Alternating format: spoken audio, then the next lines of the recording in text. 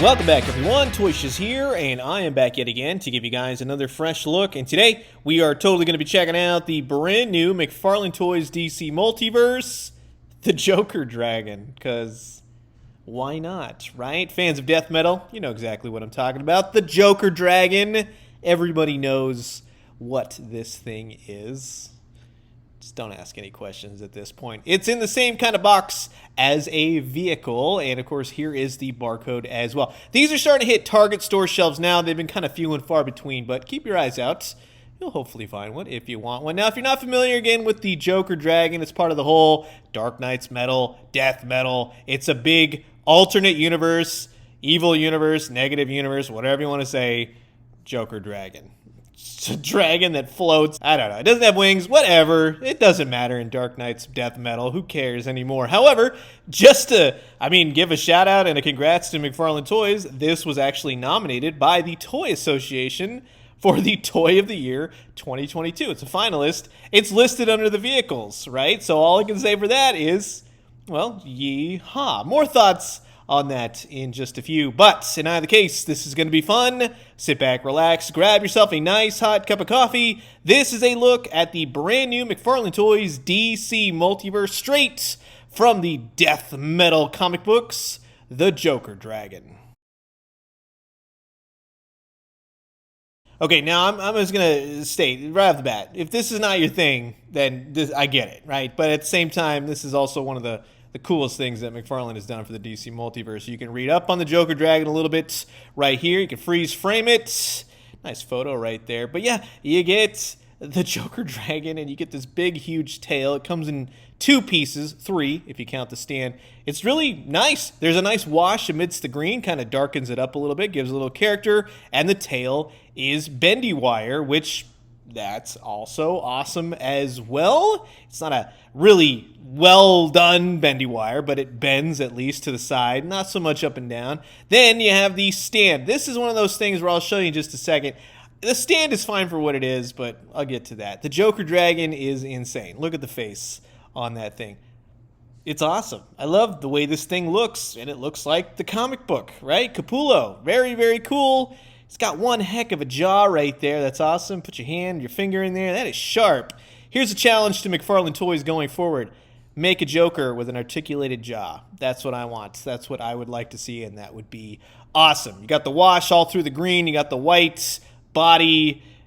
It's really a well-done figure, I guess you could call it, right? It's got gills or something, right? It's nicely painted. It's really emphasized right there. Weird little nubby spike things. It's a totally weird, disgusting thing. A little bit of a paint blotch right there.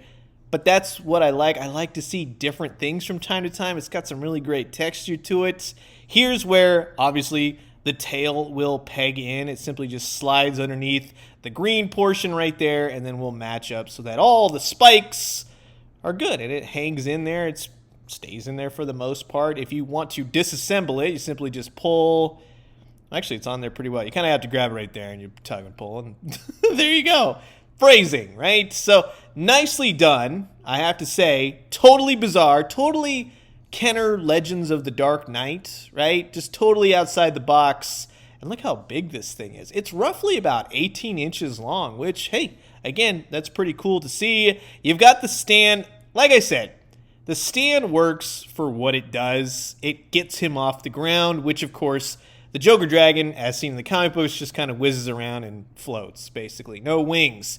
From all angles, it's sadistic looking, it's evil, it's creepy, but it really resonates if you're into this type of action figure, into this type of vehicle, right? So to speak. But the paint is nice, the execution of the figure is nice.